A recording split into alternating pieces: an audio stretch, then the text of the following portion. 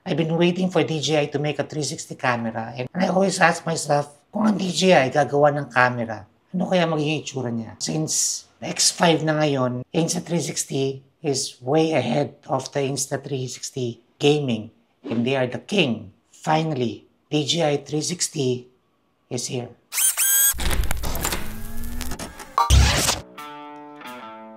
This is the DJI Osmo 360. Let's unbox this.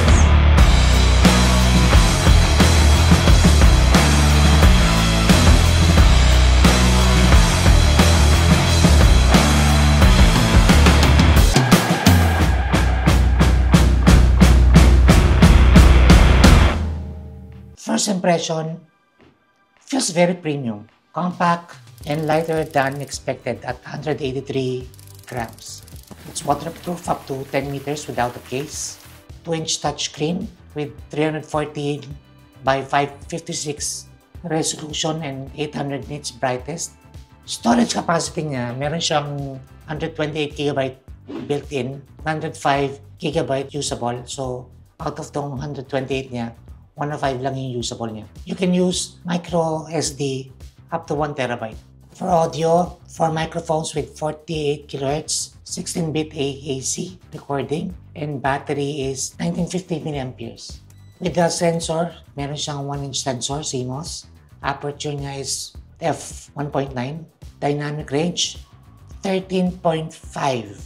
Video niya is 8K, 30fps, 6K, 60fps, and then 4K at 100fps. Stabilization is Rocksteady 3.0 plus Horizon Steady. Another big difference between Insta360 X5 and itong DJI Osmo 360 natin, ang sensor niya, square, 1:1. Ano ba ang pagkakaiba ng dalawa? So, sa Insta360 X5 uses more traditional rectangular sensors.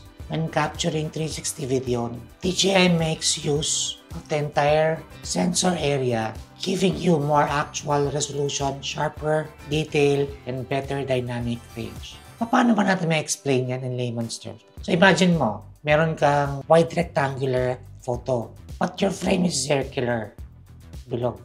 You have to trim the sides. Sa DJI, bilog yung nasa gitna, so wala kang titrim. Magagamit mo yung buong sensor.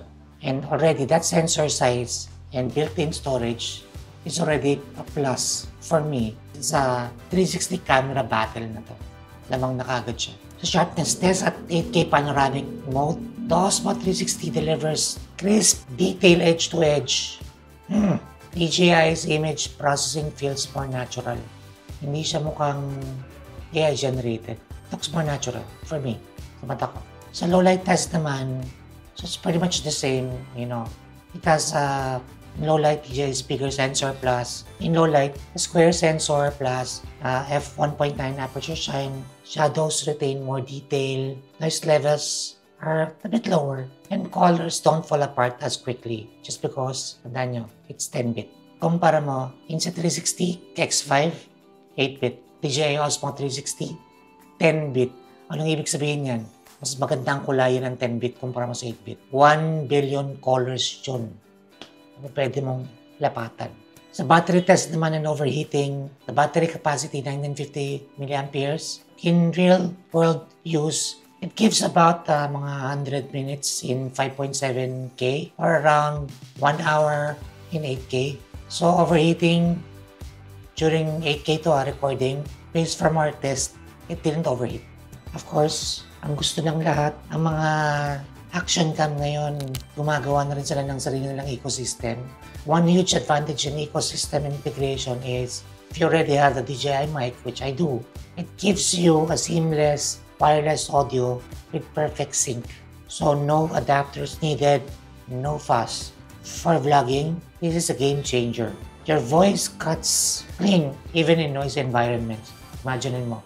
Andito tayo ngayon sa rooftop ng office natin. So medyo makalat ang konti. Pero we're just trying out this Osmo 360 with the mic. Can I use this as a main vlogging camera? I would say yes.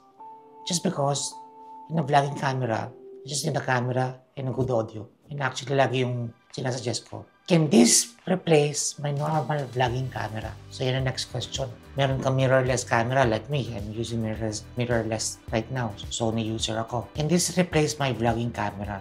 My answer is, it depends. So ipipigay ko nun sa inyo yung pros and cons. Okay? Ang pros nito, yung 360 field of view gives you more flexibility. Anong ibig kong sabihin? More flexibility na mas kukunti na lang yung dala nyo. Isang 360 camera and you get multiple angles. And then, of course, sharp and stabilized footage. Yung mic na ginagamit ko, yun, pwede mo siyang gamitan sa DJI Osmo 360. And then, of course, it's lightweight and packetable. Alam mo, makaganda sa 360 camera, hindi mo nakikita yung selfie stick. Kung magsasalita ka, wala kang hinahawakang camera. Diba?